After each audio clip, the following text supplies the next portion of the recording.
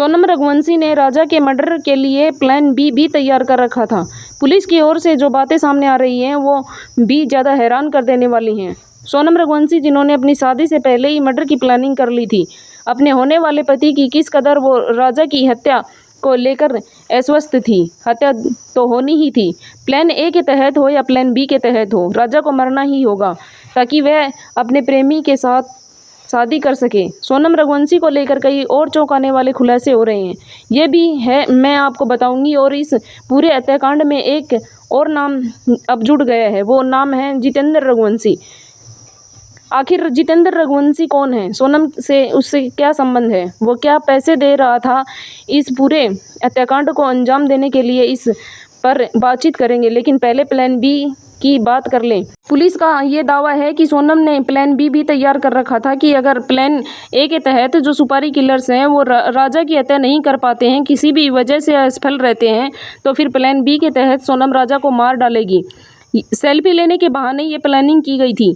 खाई से धक्का देती राजा को और ये दिखाती कि हादसे में राजा की मौत हो गई।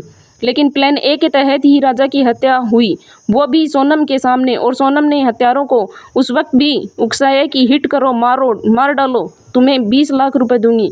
और इस तरह से प्लान ए के तहत ही राजा की हत्या हो गई। एक फुल प्रूफ प्लानिंग की गई थी सोनम ने, लेकिन वह पकड़ी गई। सोनम के खिलाफ कई सबूत हैं, उन सबूतों को भी बात करेंगे, लेकिन उनसे पहले जितेंद्र की बात कर लेते हैं। जितेंद्र एक नया नाम है इस पूरी कहानी में सामने आया है। हालांकि जितेंद्र कौन है, वह दिखता कैसा है, सोनम के साथ उसके संबंध क्या हैं, ये सभी अभी तक साफ नहीं हो पाया है। इंदौर की पुलिस इन्वेस्टिगेशन कर रही है, लेकिन अब जितेंद्र का इस मामले से संबंध क्या, तो जितेंद्र के नाम से ही 4 अलग अलग बैंक अकाउंट थे, जिस बैंक अकाउंट से राजा के खाते में पैसे आ रहे थे और उन्हीं पैसों का इस्तेमाल सोनम कर रही थी सुपारी किलर्स को देने के लिए।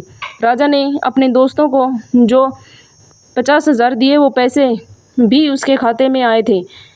देखिए, राजा की सैलरी बहुत ज़्यादा नहीं है, बताया जा रहा है कि 10 से 15,000 महीने का वो कमा रहा था। और ऐसे में उसके पास इलाके इतने पैसे कहाँ से आए कि उसने अपने दोस्तों को सुपारी किलिंग के लिए 50,000 दे दिए एडवांस में। जाने के लिए ये सवाल पुलिस के जहन में आया तो पुलिस ने उसके बैंक अकाउंट को खंगाला शुरू किया, उस पेटीएम अकाउंट को खंगाला शुरू किया जिसका इस्तेमाल सोनम कर रही थी। तब पता चला कि बैंक अकाउंट में बार बार पैसे कहाँ से आ रहे थे, किसी और अकाउंट से। 4 अलग अलग बैंक खातों से ट्रांजैक्शन हो रहा था और ये 4 अलग अलग बैंक खाते जितेंद्र रघुवंशी के नाम से हैं। अब ये जितेंद्र रघुवंशी कौन है, इसकी तलाश चल रही है और उसका सोनम से क्या संबंध है।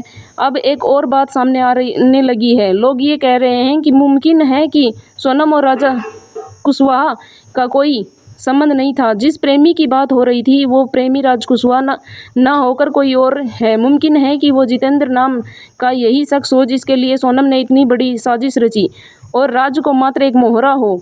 ये भी बात कही जा रही है कि पुलिस फिलहाल इन्वेस्टिगेशन कर रही है। इस बीच इधर गुवाहाटी और शिलोंग में क्या हो रहा है ये भी आपको बता दें। पहले ही गुवाहाटी के जरिए शिलोंग लेकर पहुंची चुकी है सोनम को।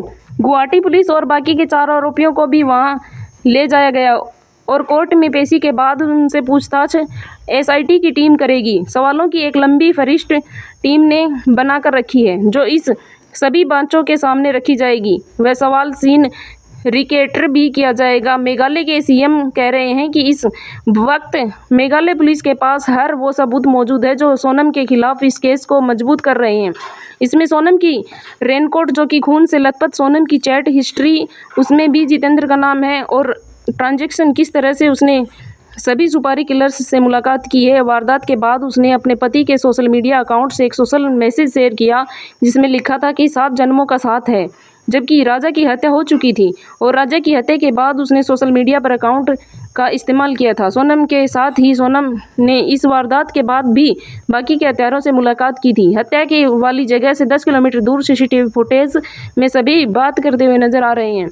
उसके बाद सोनम इंदौर पहुंची गुवाहाटी से, क्योंकि शिलोंग में वारदात को अंजाम देने के बाद ये गुवाहाटी जाते हैं। सभी के सभी आरोपी गुवाहाटी से इंदौर चली जाती है सोनम इंदौर से वापस कैब के जरिए वो आती है वाया वाराणसी गाजीपुर, जहाँ पर उसने पुलिस को सरेंडर किया। ये जो पूरी पाइपलाइन है, ये जो पूरा आना जाना है, पूरा खर्चा का ब्यौरा है, हर एक जानकारी को सबूत इस वक्त पुलिस के पास हैं और इसमें सोनम के खिलाफ बहुत ही मजबूत ये मामला हो चुका है।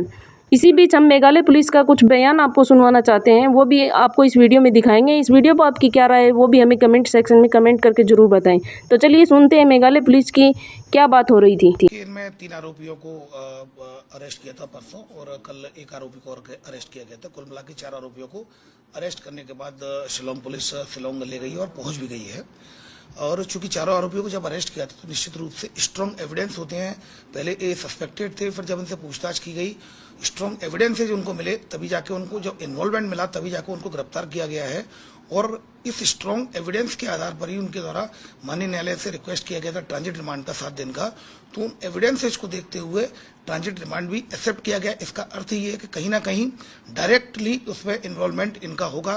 स्ट्रॉन्ग एविडेंसेज जैसे मिले हैं जिसके आधार पर इनकी अरेस्टिंग की गई है और ट्रांजिट रिमांड लिया गया है।